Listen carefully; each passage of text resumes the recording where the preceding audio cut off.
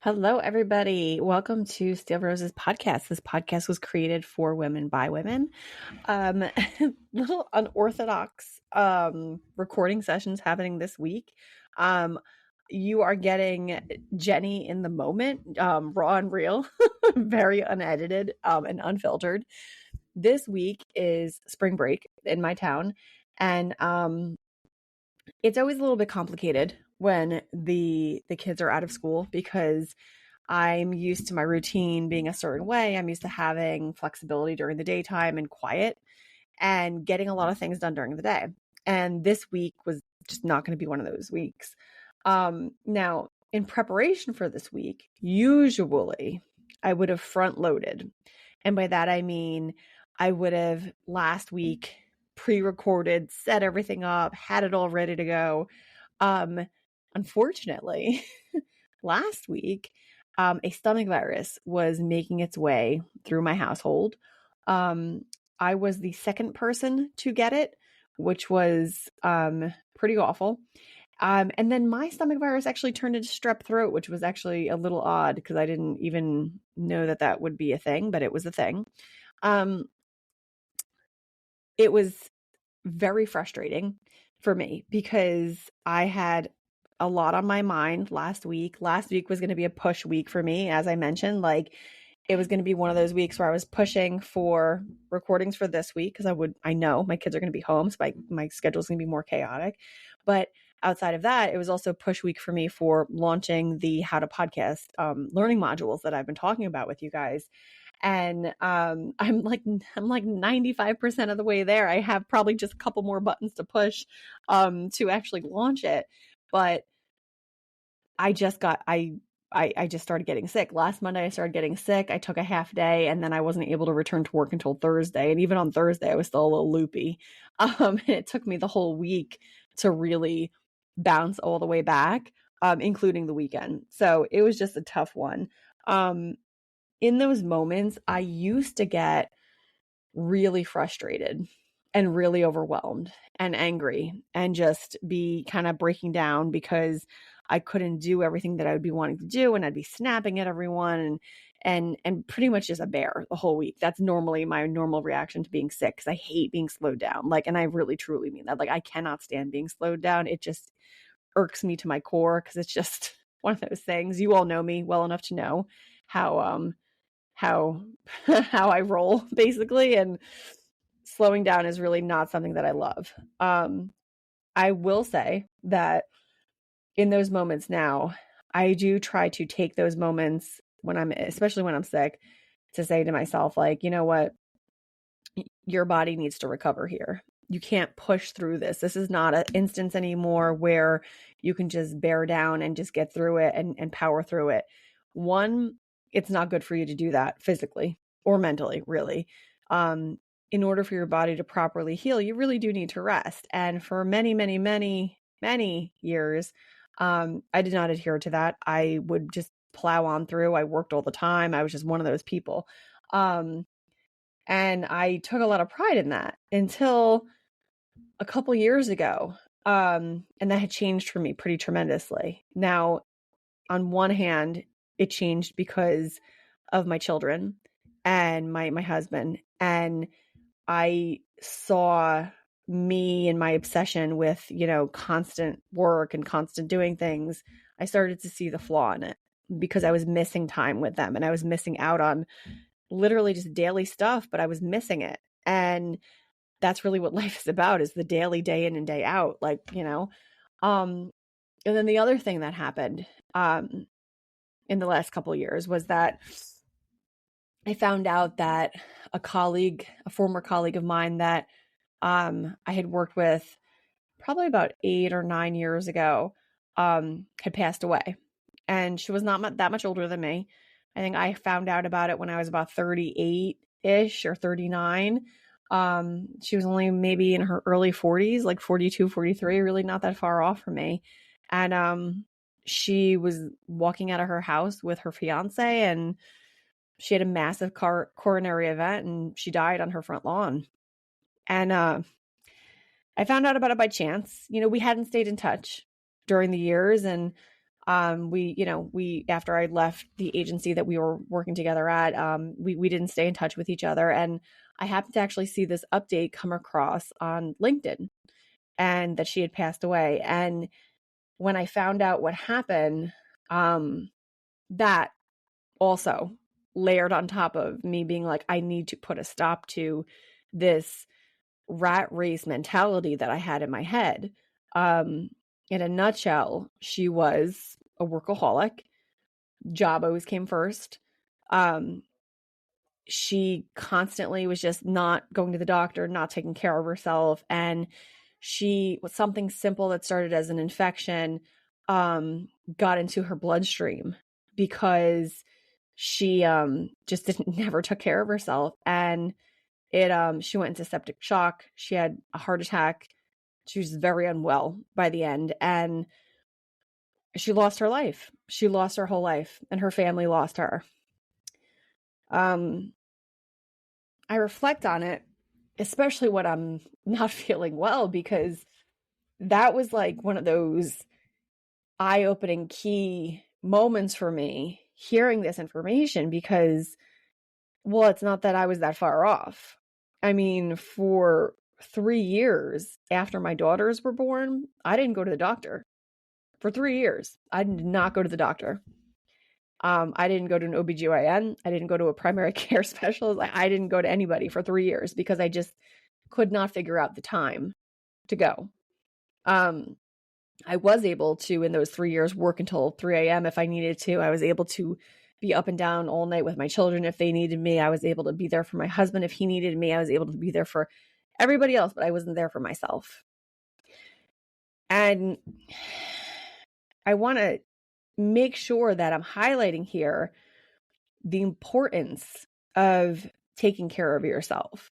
Now, the big buzzword out there these days is self-care, right? But when people tout self-care on social media, they usually make it seem like it's just this, clean up your space, put some plants out, do some yoga, which, I mean, that is part of it. But sit in quiet, read a book. Yes. Yes. Prioritizing some quiet time for yourself. Absolutely 100% self-care. Getting your hair done, nails done, all that stuff. Anything that makes you feel good about yourself. Yes, of course, that's self-care. I'm talking about the self-care that needs to happen in regards to your health care, because that is a big deal. If you are not taking care of your health and you're ignoring warning signs for things and just brushing it to the side, you're coping with all this and you're not actually getting help for anything. And something that could be very small in the beginning will balloon if you don't take care of it and you don't address it properly. This goes for any disease that you have, like anything that could be bothering you, any ailment that you have. And this is definitely like a pot calling the kettle black situation. Like, I am the worst at this. I am so bad at this. I only recently have started to take better care of myself. My husband quite often has said to me, you have to take care of yourself, because basically I'm the mothership, and if the ship goes down, the whole family goes down. And he's right. Everyone depends on me. So if I'm not prioritizing myself, if I'm not taking those important moments to go and get blood work done, get a physical, like go to the OBGYN, get yourself checked out, make sure everything's all set, good and ready to go to the chiropractor. In my case, I have to go to the chiropractor once a week, and I'm severely slacking on that. It's those kinds of things that is going to allow you to age well. And people don't really realize that. Like, if you are I'm planning on being around close to my hundreds. Like, that's my goal. I want to get up there. My grandmother's 95. I want to be up there with her. Grandma Rose, 95. It's important to maintain yourself, not just fit, the look on the outside appearance, but also internally. It's just incredibly important. I only recently, in the past year, had started taking vitamins again, like things like that. But it was at the recommendation of my doctor and the prompting of my doctor, because I was explaining about all these symptoms that I was having. And they said, well, oh, just take this supplement, it'll probably help you. And it did tremendously. It tremendously helped me. So it's incredibly important to make sure that you're putting that practice into effect. And I strongly recommend it. If you're hearing this and you're in your 30s and you're still not taking care of yourself, get on it now, because the sooner that you do it and the sooner that you're putting yourself in a better physical state, you will be so much more grateful for it later on. There's so much to it that is going to benefit you for the rest of your life if you take good care of your health earlier and earlier. So I just wanted to plug that, because I was so sick last week, and I was so frustrated at one point, but I knew that if I didn't just lay there and sleep, that, that sickness would have stayed with me much longer. Now, I was frustrated because I lost time last week and I had to push out my How to Podcast launch. I couldn't get any of my recordings done for the week. Yeah, I was frustrated about that. I was pissed. But I also knew better. So I took 2.5 days off. That's it. I allowed myself 2.5 days. For me, that's a big deal. And I was only very ill for those 2.5 days. Now, the only reason why I was only sick for 2.5 days is because prior to that, I was taking really good care of my health. And I was making sure I was getting the supplements that I need as a 40-year-old woman. And I was making sure that my gut health is good and that I'm eating my vegetables, that I'm a vegetarian. Obviously I am. So, you have to take those steps, because then when the time comes that you actually do get sick, your body's already there. Your body's already kind of prepared for it and is able to bounce back better and faster. I was back at work on Thursday, and I was a little bit slowed down, and I had to prioritize things with my energy level, because that was actually how I came back Thursday, Friday. I knew that I wasn't going to have my normal energy levels. And so I just took it slow, and I just did what I could, and I made sure I got through it, and I was okay. And I got through to the end of the week, and I got through the weekend, and I was fine.